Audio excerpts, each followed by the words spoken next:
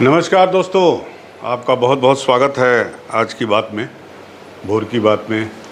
अब से आधे घंटे तक हमारी बातचीत होगी आपसे, और ये बातचीत होगी आज की खबरों पर जो थोड़ी इंटरेस्टिंग है, और साथ ही साथ जो है वो खेल पे बात होगी। वर्ल्ड कप पे बात करूंगा आपसे।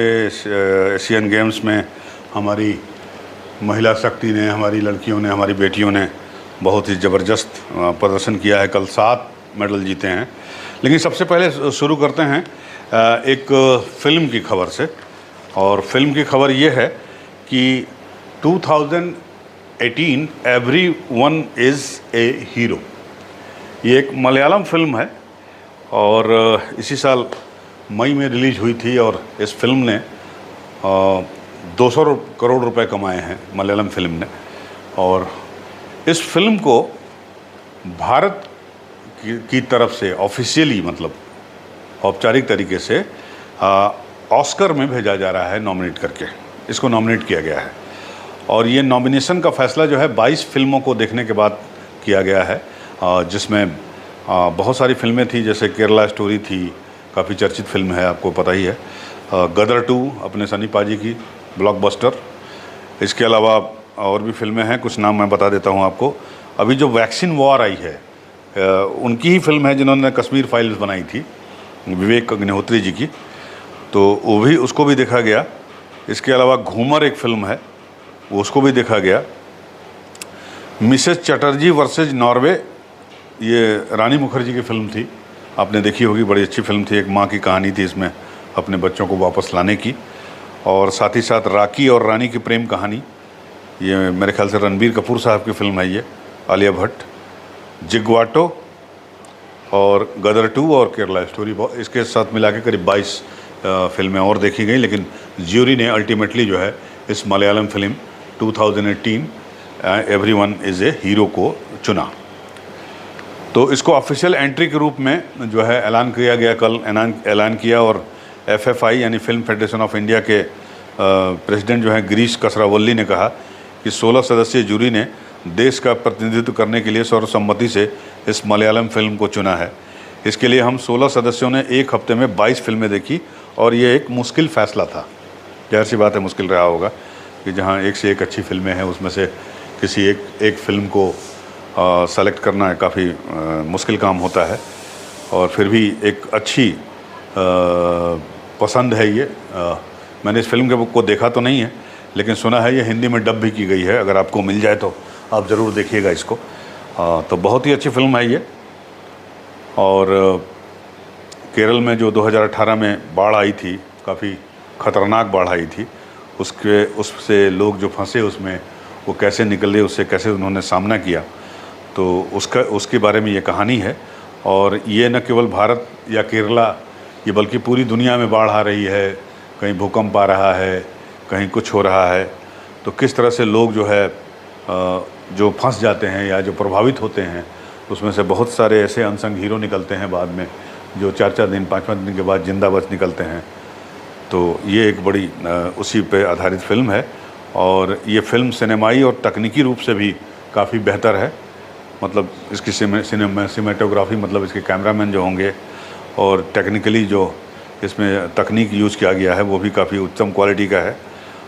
और इस फिल्म में जो है टोविनो थॉमस, आसिफ अली और अपर्णा बाल मुरली समेत कई कलाकारों ने काम किया है। और टोविनो थॉमस इस वक्त एम्स्टर्डम में हैं, और जहां पर इस फिल्म के लिए उन्होंने सर्वश्रेष्ठ एशियाई अभिनेता का पुरस्कार जीत लिया है। तो बधाई इस फिल्म के पूरी टीम को। और हम उम्मीद करते हैं कि ये फिल्म जो है ऑस्कर में कुछ न कुछ भारत की तरफ से जो है नाम करेगी, अंतिम 5 में जो है पहुंचेगी। लास्ट ईयर जो है हमारी 2 फिल्में थी ना, एक तो RRR और जो है वो द एलिफेंट ऑफ विस्पर्स। तो RRR में नाटू नाटू को आपको गाना याद ही होगा कि बेस्ट ओरिजिनल सॉन्ग का उसको अवार्ड मिला था। और इसको जो एलिफेंट विस्पर्स में इसको बेस्ट डॉक्यूमेंट्री शॉर्ट श्रेणी में अवार्ड मिला था। और इसके पहले लगान गई थी आमिर खान साहब की फिल्म, आपको पता होगा। तो ये फिल्म से स्टोरी थी। और फिल्म के बाद बात करते हैं तीज त्यौहार की। तीज त्यौहार का मौसम चल रहा है, शुरू हो गया है। आज अनंत चतुर्दशी है। आज गणपति बप्पा हमारे जो है वो आज उनकी विदाई हो जाएगी। तो बोलते हैं गणपति बप्पा मोरया, अगले बरस तू जल्दी आ। गणपति बप्पा सबको आशीर्वाद अपना देकर जाएं। हमारे देश में, हमारे देश को, देशवासियों को सब सुख समृद्धि शांति बनी रहे और सबका विकास हो, सब सुखी रहें। कोरोना जैसी महामारी से बचे रहें। इस तरह की कोई महामारी हमारे देश में ना आए कि एक बार फिर से इकनॉमी जो है हमारी ध्वस्त हो जाए। तो अनंत चतुर्दशी पे हमें याद आता है कि हम लोग बिहार से हैं, भोजपुर से, आरा से। तो अनंत चतुर्दशी के दिन जो है वो दोस्ती और सेवई बनती है। दोस्ती बोले तो रोटी की तरह होती है। अम्मा हमारी बनाती थी, हमारी पत्नी भी बनाती हैं। तो उसमें क्या होता है कि एक तो पराठा होता है, तिकोना होता है वो पराठा, लेकिन दोस्ती जो होती है वो गोल होता है, रोटी की तरह होती है। रोटी थोड़ी बड़ी होती है, मतलब उसको बेल के बड़ा करते हैं और उसको दोनों तरफ से पकाते हैं और 2 रोटी को चिपका के और उसको पकाते हैं। तो आप जब दोस्ती और सेवई और सब्ज़ी खाएंगे तो दोस्ती को ऐसे चीरेंगे तो 2 पार्ट में आराम से अलग हो जाती है। तो आज वही खाने को मिलेगा हम लोगों को। अनंत चतुर्दशी की आप लोगों को बहुत बहुत शुभकामनाएं। गणपति बप्पा की, ईश्वर की कृपा आपके ऊपर बनी रहे। तो इसके साथ ही आज हो गया है 29 तारीख है, 28 तारीख है। आज 28 तारीख है मेरे ख्याल से। तो गुरुवार है, 28 सितंबर है। और एक दिन के बाद जो है वो आपको शुरू हो जाएगी। क्या शुरू हो जाएगी? पितरपक्ष।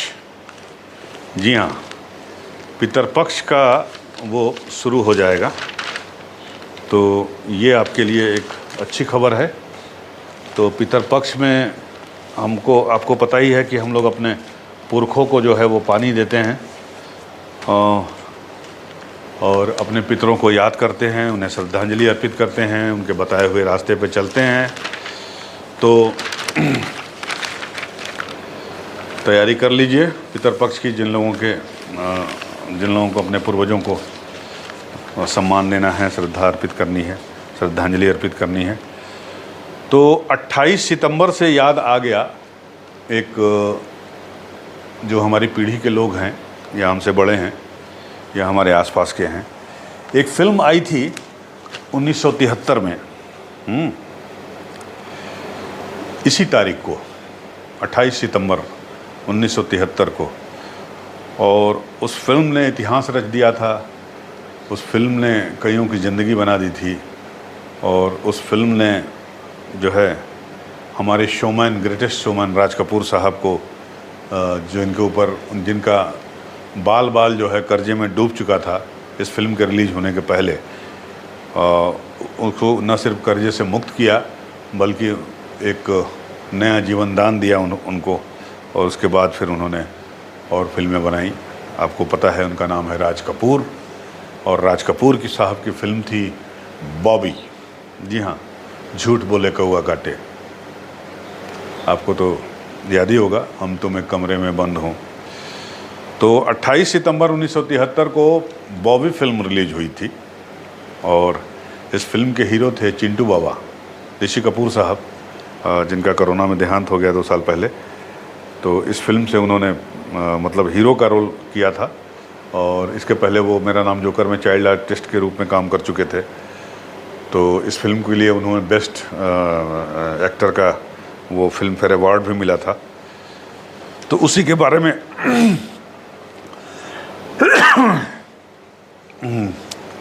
थोड़ा सा छपा है इसमें, आपको बता देता हूँ। अपनी पहली हिंदी फिल्म सपनों के सौदागर के हीरो राज कपूर का कहना ड्रीम गर्ल हेमा मालिनी ने कभी नहीं टाला था। ये अमर उजाला ने इस पे एक स्पेशल आर्टिकल लिखी है बिंदास के नाम से।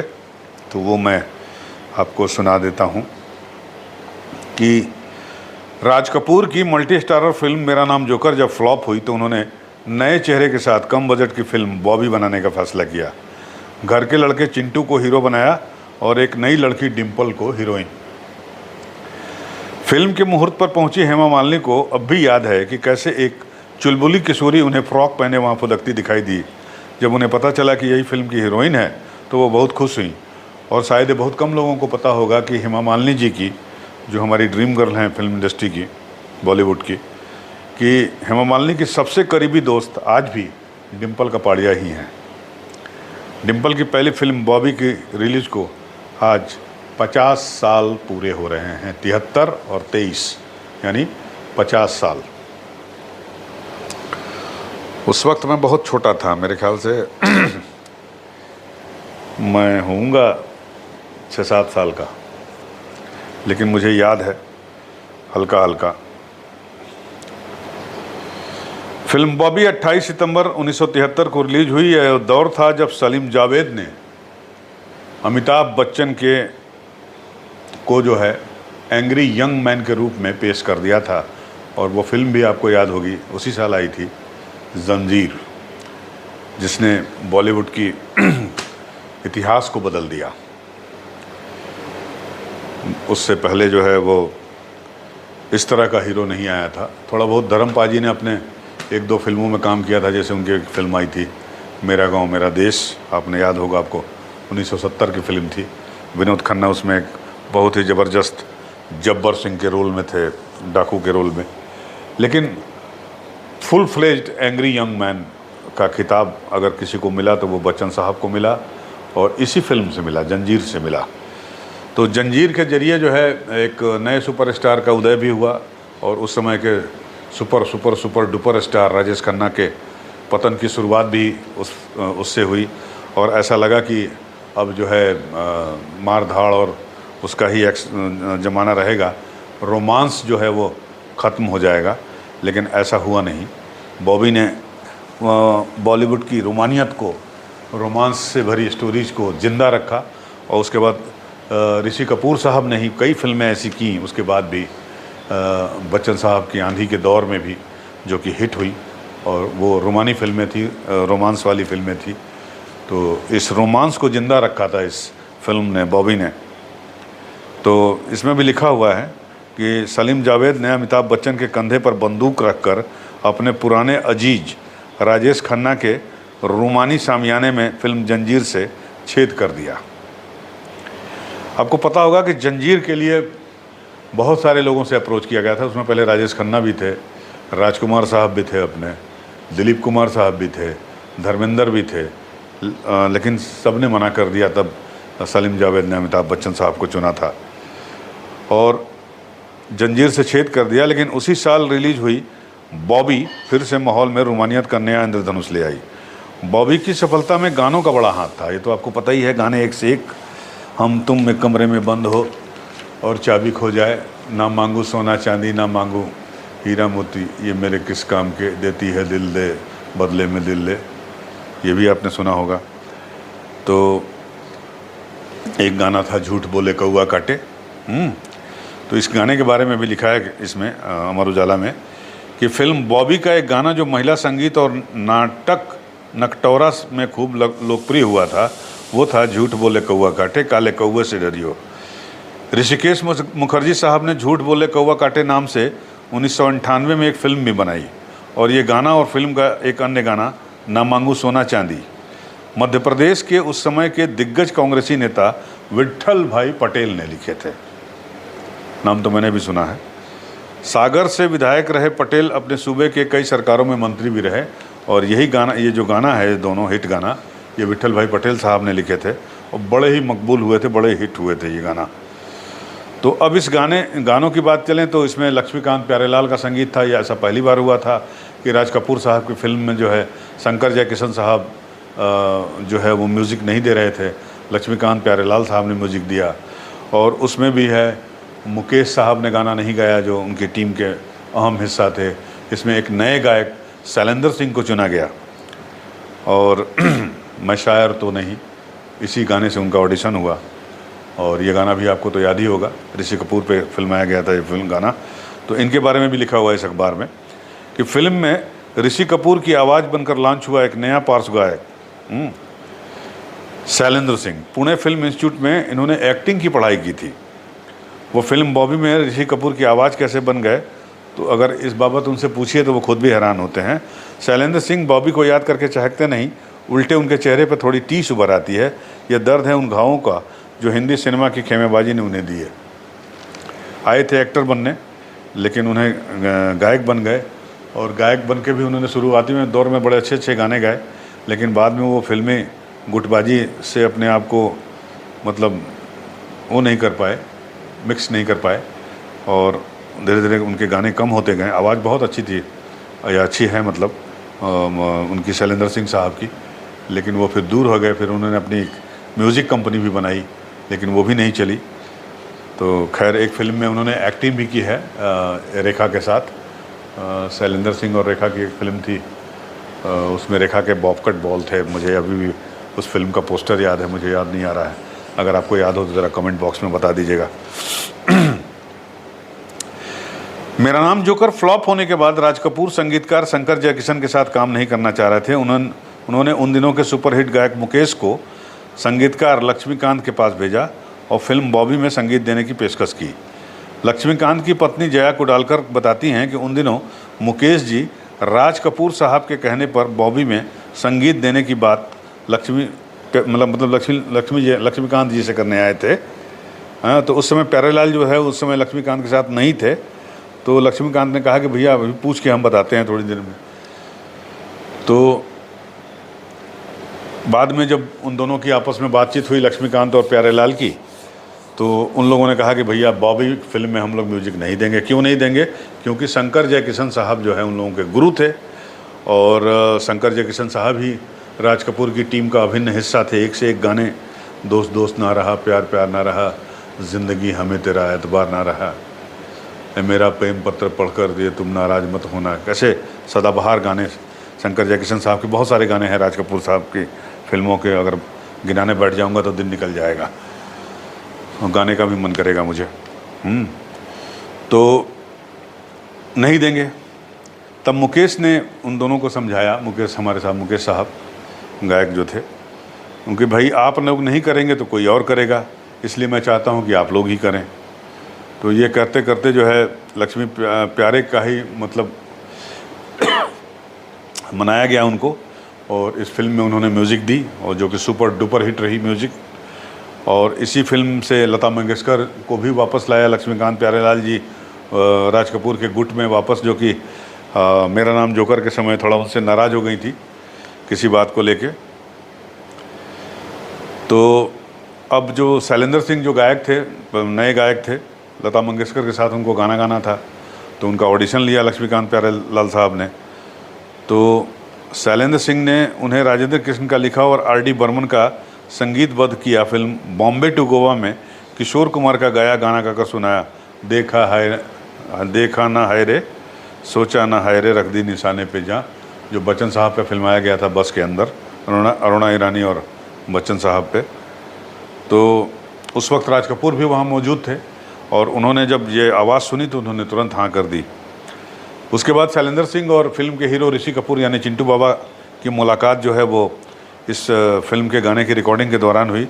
शैलेंद्र सिंह कहते हैं कि उस दिन मैं शायर तो नहीं गाना रिकॉर्ड कर रहा था, तभी वहाँ एक गोरा चिट्टा सा लड़का खड़ा होकर मेरी रिकॉर्डिंग ध्यान से सुन रहा था। गाना ख़त्म हुआ, मैं बाहर निकला तो उसने हाथ आगे करते हुए कहा कि मेरा नाम ऋषि कपूर है और मैं इस फिल्म का हीरो हूँ। वाह क्या बात है। शैलेंद्र सिंह ने पुणे फिल्म इंस्टीट्यूट में एक्टिंग सीखने के साथ साथ संगीत सीखना भी शुरू कर दिया था। वो राष्ट्रीय पिक्चर्स के लिए दफ्तर गए थे फिल्म में हीरो का चांस पाने की खातिर। अपनी फ़ोटो छोड़ने के बाद वहाँ से उन्हें फिल्म बॉबी में गले का हुनर दिखाने के लिए भेज दिया गया था। राष्ट्रीय प्रोडक्शन में गए थे हीरो बनने, लेकिन राष्ट्रीय प्रोडक्शन वालों ने उन्हें गाना गाने के लिए वहाँ भेज दिया। उनको पता होगा कि इनकी आवाज़ थोड़ी ठीक ठाक है। अच्छा, इस फिल्म का क्लाइमैक्स जो है उसको भी चेंज किया गया। आपको पता होगा कि इस फिल्म के क्लाइमैक्स में प्रेमनाथ की बिटिया होती हैं डिम्पल कपाड़िया, जो एक गरीब मछुआरे परिवार की सदस्य हैं, और प्राण साहब के बेटे होते हैं ऋषि कपूर, जो कि एक अमीर बाप के बेटे होते हैं। अमीरी और गरीबी की प्रेम कहानी थी ये, और किस तरह से जो है इस खाई को पाट कर दोनों अपना प्रेम जो है बरकरार रखते हैं, और आखिर में जो है वो भागने का फैसला करते हैं। और एक राजदूत की मोटरसाइकिल आई थी, छोटी सी बॉबी स्कूटर, जिसका नाम ही पड़ गया था बॉबी मोटरसाइकिल। बचा के जा बचपन जवानी, ये गाना था लक्ष्मीकांत प्यारेलाल का, आपको याद होगा। और इसी मोटरसाइकिल पर ये दोनों भागते हैं, चिंटू बाबा और डिम्पल कपाड़िया। और भागते भागते प्रेम नाम है मेरा प्रेम चोपड़ा। जी हाँ, प्रेम चोपड़ा साहब की एक छोटी सी अदाकारी थी इस फिल्म में, और प्रेम चोपड़ा साहब उस समय हिट भी हो गए थे। तो उनको ये रोल जब दिया गया था तो उन्होंने मना कर दिया कि भाई इतना छोटा रोल मैं लेके नहीं करूँगा। लेकिन प्रेमनाथ साहब ने उनको समझाया कि तुम ये रोल करो और ये डायलॉग तुम्हारा जो है वो सुपर हिट हो जाएगा। और जाहिर सी बात है कि आज भी लोग याद करते हैं उस डायलॉग को, प्रेम चोपड़ा साहब के, जो इस वक्त करीब 83-84 साल के हो चुके हैं, और ईश्वर उनको अच्छी सेहत अदा करे। तो ये डायलॉग आपने सुना होगा, प्रेम नाम है मेरा प्रेम चोपड़ा। वो डिम्पल कपाड़िया का जब हाथ पकड़ते हैं तो, और उसके बाद ये पकड़ के ले जाते हैं, फिर किसी तरह वो भागते हैं और भाग के नदी में कूद जाते हैं। तो उस वक्त जब ये फिल्म बन रही थी और जब इस फिल्म की शूटिंग शुरू हुई तो इसका क्लाइमैक्स यही था कि दोनों डूब के मर जाते हैं, जैसे इसमें हुआ था बहुत सारे सालों के बाद। 1981 में के बालाचंदर की फिल्म आई थी एक दूजे के लिए, जिसमें कमल हसन और रतिया अग्निहोत्री लास्ट में मर जाते हैं, और वो क्लाइमैक्स बहुत लोगों को उस वक्त पसंद नहीं आया था। तो उसी तरह 1973 में जब ये क्लाइमैक्स दिखाया गया डिस्ट्रीब्यूटरों को कि भाई साहब ये दोनों मर गए नदी में डूब के, ऋषि कपूर और डिम्पल कपाड़िया, तो वितरक जो है चिल्लाने लगे वहीं सिनेमा हॉल में ही, कहे कि ये तो कतई नहीं होगा ये। तो राज कपूर साहब भी थोड़ा सा मतलब डर गए, क्योंकि मेरा नाम जोकर उनकी फ्लॉप हो गई थी, और वो फिल्म जो है उन्होंने अपने पूरी मर्जी से बनाई थी, और उसमें किसी का कोई दखलंदाजी उन्होंने बर्दाश्त नहीं की थी। तो उन्होंने सोचा कहीं ऐसा ना हो कि ये क्लाइमैक्स के चलते जो है फिल्म फ्लॉप हो जाए तो बड़ी दिक्कत हो जाएगी। तो उन्होंने फिर उस फिल्म को क्लाइमैक्स को चेंज कर दिया। और आपने फिल्म देखी हो तो आपको याद होगा कि इस फिल्म में प्रेमनाथ, जो डिम्पल कपाड़िया के फादर होते हैं, वो डूबते हुए चिंटू को बताते हैं, यानी हीरो ऋषि कपूर को बचाते हैं, और प्राण जो कि ऋषि कपूर के पिता हैं वो डिम्पल कपाड़िया यानी अपनी बहू को बचाते हैं होने वाली। तो ये क्लाइमैक्स बड़ा सुखांत रहा। और फिल्म का तो कहना ही क्या, आपको तो पता ही है कि 1973 की जो है ये बॉक्स ऑफिस की टॉप ग्रॉसर थी बॉबी। और इस फिल्म ने जो है राज कपूर की किस्मत बदल दी, राज कपूर के दिन बदल दिए, कपूर ख़ानदान के दिन बदल दिए, आर.के. स्टूडियो के दिन बदल दिए। और उसके बाद राज कपूर ने कई फिल्में बनाई, हीना बनाई उन्होंने, उसके बाद प्रेम रोग बनाया, बहुत सारी फिल्में बनाई उन्होंने राज कपूर साहब ने। उसके बाद और बाद में उनका देहांत हो गया। हीना फिल्म जो है उसके गाने जो है वो शूट हो गए थे उनकी ज़िंदगी में ही, लेकिन बाद में जो है उनकी डेथ हो गई। तो उन गानों को रणधीर कपूर साहब ने ये हीना फिल्म जो है वो किया था, डायरेक्ट किया था, उसको पूरा किया। हीना भी जो है वो काफ़ी मतलब हिट फिल्म थी, उसके भी गाने काफ़ी चर्चित हुए थे, काफ़ी फेमस रहे। तो मुझे लगता है कि ये आज की बात में इतना बात काफ़ी हो गया है, और मिलते हैं फिर आपसे अगली वीडियो में। तब तक के लिए नमस्कार। आप हमारे चैनल को लाइक करते रहिए, सब्सक्राइब करते रहिए, और अपना प्यार आशीर्वाद बनाए रखिए। बहुत बहुत धन्यवाद। नमस्कार।